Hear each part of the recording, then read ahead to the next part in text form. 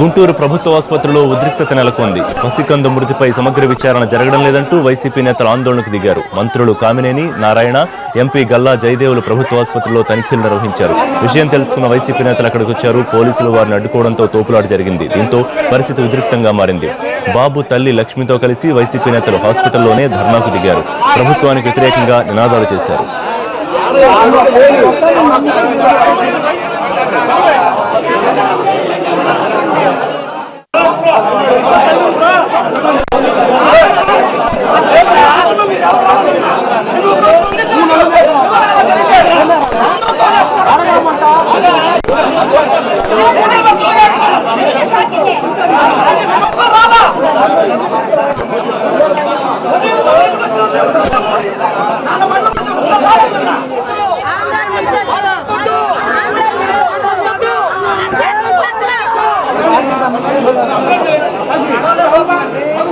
గుంటూరు ప్రభుత్వ ఆసుపత్రిలో ఉద్రిక్తత నెలకొంది. పసికందు మృతిపై సమగ్ర విచారణ జరగడం లేదంటూ వైసీపీ నేతలు ఆందోళనకు దిగారు. మంత్రులు కామినేని, నారాయణ, ఎంపీ గల్లా జయదేవులు ప్రభుత్వ ఆసుపత్రిలో తనిఖీలు నిర్వహించారు. విషయం తెలుసుకున్న వైసీపీ నేతలు అక్కడికి వచ్చారు. పోలీసులు వారిని అడ్డుకోవడంతో తోపులాట జరిగింది. దీంతో పరిస్థితి ఉద్రిక్తంగా మారింది. బాబు తల్లి లక్ష్మితో కలిసి వైసీపీ నేతలు హాస్పిటల్లోనే ధర్నాకు దిగారు. ప్రభుత్వానికి వ్యతిరేకంగా నినాదాలు చేశారు.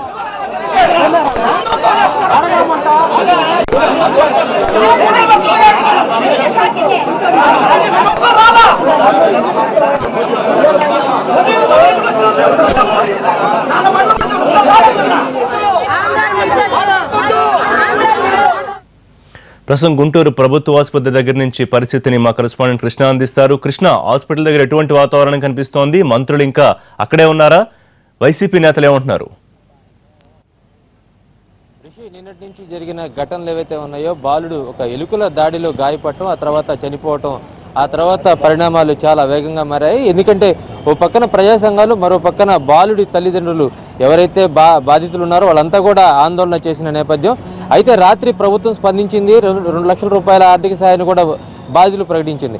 అయితే ఈ విషయంలో సమగ్ర విచారణ జరపాలి. ఏవైతే ఆ కమిటీలు వేశారో అవి నిర్వీర్యం చేయకుండా ఉండాలి. ఎందుకంటే ఒక పక్కన రాత్రి మంత్రి ప్రకటించారు, ఇక్కడ వైద్యుల నిర్లక్ష్యం ఏమాత్రం లేదని. ఒక కమిటీని ప్రకటించేటప్పుడు ఇలా మంత్రి ప్రకటించడం ఎంతవరకు సమంజసం అంటూ పక్కన ప్రతిపక్షాలు, ప్రజా సంఘాలు, బాధితులు మొత్తం కూడా ఆందోళన చేసే నేపథ్యం ఈరోజు గుంటూరు ప్రభుత్వ ఆసుపత్రిలో పెద్ద ఎత్తున ఉద్రిక్తత నెలకొన్న పరిస్థితి. ప్రస్తుతం మనం గుంటూరు ప్రభుత్వ ఆసుపత్రిలో చూసుకుంటే మంత్రులంతా కూడా ఇప్పుడే వెళ్లిపోయిన పరిస్థితి. పిల్లవాడి తల్లిదండ్రులతో చర్చించారు. బాధితులకి 5 లక్షల రూపాయల ఆర్థిక సాయం కూడా చేశామని చెప్పారు. అయితే ఇప్పటికిప్పుడు ప్రభుత్వ ఆసుపత్రిని మాత్రం ప్రక్షాళన చేయాల్సిన అవసరం ఉంది. ఎందుకంటే ఇక్కడ డ్రైనేజీ వ్యవస్థ పూర్తిగా నిర్వీర్యమైన పరిస్థితి. ఇక్కడ శానిటేషన్ కాంట్రాక్టర్ కూడా సరిగ్గా పనిచేయడం లేదనేది ప్రాథమికంగా అంచనా వేశామని మంత్రులు చెప్తా ఉన్నారు. అయితే ప్రతిపక్షాల నుంచి ఎటువంటి వాదన వస్తుందో వాళ్ళని అడిగే తెలుసుకుందాం.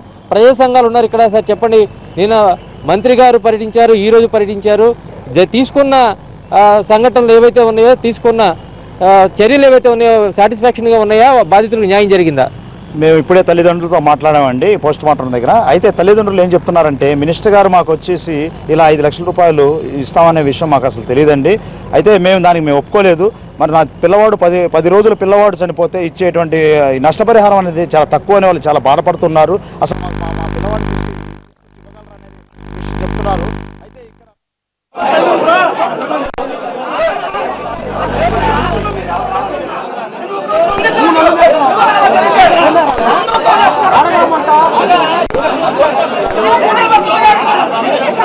మరణించాలి నా బాధ్యత మరి ఇక్కడ ఉంది.